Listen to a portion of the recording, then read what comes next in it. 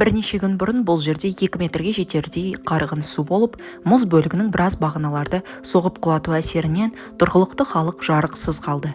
Мәселенің мән-жайын толығырақ біліп, қазіргі жағдайды өз көзімізбен көру үшін Әйтеке би ауданына келдік.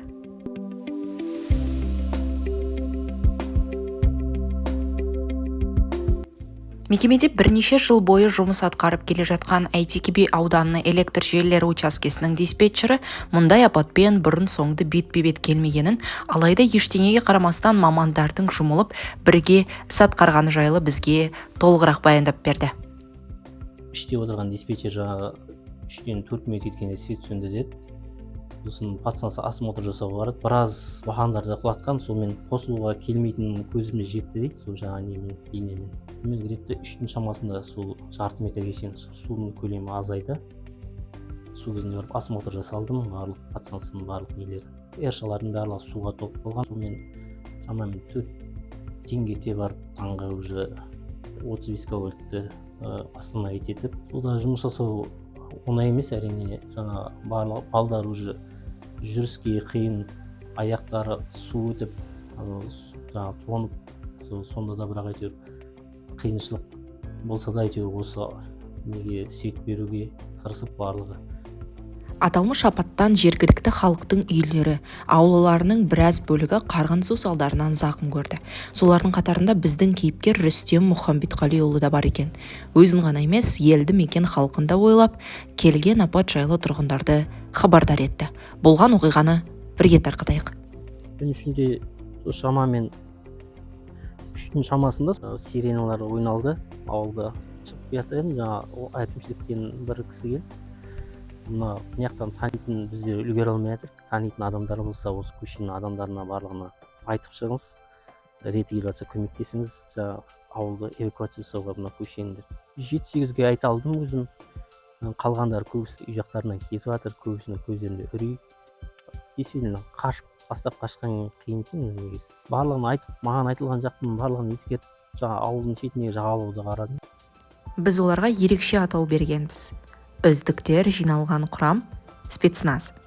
Аудандық электр желілері учаскелерінде орын алған маңызды шараларды атқаруда көмекке жергілікті спецназ жоғары вольтты желі қызметі жіберіледі. Әйтеке би ауданында орын алған апатта ерен еңбек атқарып, қайсарлық танытқан жоғары вольтты желі қызметінің бір туар батырлары Әйтеке би электр желілері учаскесінің қаһармандарымен бірге отырып, үлкен жұмыс көлеміне қарамастан жұмыстарын жауапкершілікпен, аса тиянақтылықпен атқарды. Ауылына деген свет береміз деген есімен сырттың көмегі келіп жатыр, енді бригадалар, СХЛдар келіп жатыр.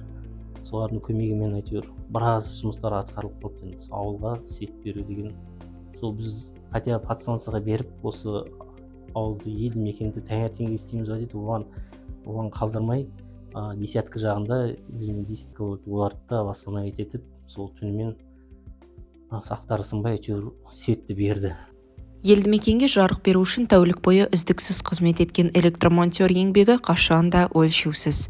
Дала қаһармандарының бірі учаске шебері Оспан Сейітжанұлынан электроэнергиясын қалпына келтіру жұмыстары жайлы сұрап білдік. Жүргенов ауылында көп мөлшерде су келуіне байланысты, су бетіне мұз жүріп кетуіне байланысты, Темірбек Жүргенов ауылы маңындағы әуе желілер тіреулерінің 70-тен асасын су шайып кетті, жерге құлатып. Соған байланысты Әйтеке би ұжымы авариялық қалпына келтіру жұмыстарын жүргізді. 29-30-31 күндері 3 күн демей, түн демей. Кейіпкерімізден қарғын су әкелген апат кезіндегі ішкі сезімдерін сұрап көрдік, алайда жаужүрек маман жай ғана жымиып, ешбір қорқынышқа уақыт болмағанын, бар мақсат халық жайлығын қамтамасыз ету болғандығын білдірді. Осы сәтте дала қаһармандарымыздың батылдығы мен қарапайымдылығына тағы бір мәрте көзіміз жетті. Аз ғана уақыттың ішінде тасқын су да, мұз да электр қуатын істен шығарып, ауқымды жұмыстарға әкеліп соқты. Бұл апаттан кейін қандай сабақтар алдық? Кейіпкеріміз жауап берді. Сигнал болған жағдайда уже біз барлығы балдар дайын болады деп ойлаймын. Және тәжірибе ғой, бұның барлығы өмірлік тәжірибе. Қандай условияда жұмыс жасауға болады, қандай балшықты, жаңбырлы күндері соларға уже жайлап шынығып жатыр.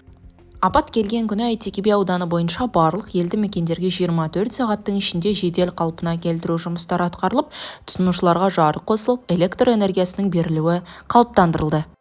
Әйтеке би ауданы бойынша электроэнергия беру штатный режимде, бәр елді мекендерде жарық бар.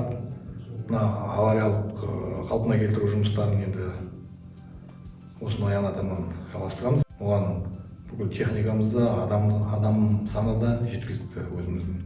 Жоғары білікті, батыл, ұйымшыл, энергосистема жауапкершілігі шектеулі серіктестігінің ұжымы апатқа төтеп беріп, күрделі сынақтарды өткерді. Алға қойған мақсатқа жету жолындағы қиындықтарға қарамастан берілген тапсырманы мүлтіксіз атқарды. Ел үшін еңбек еткен әріптестерімізбен біз қашанда мақтанамыз.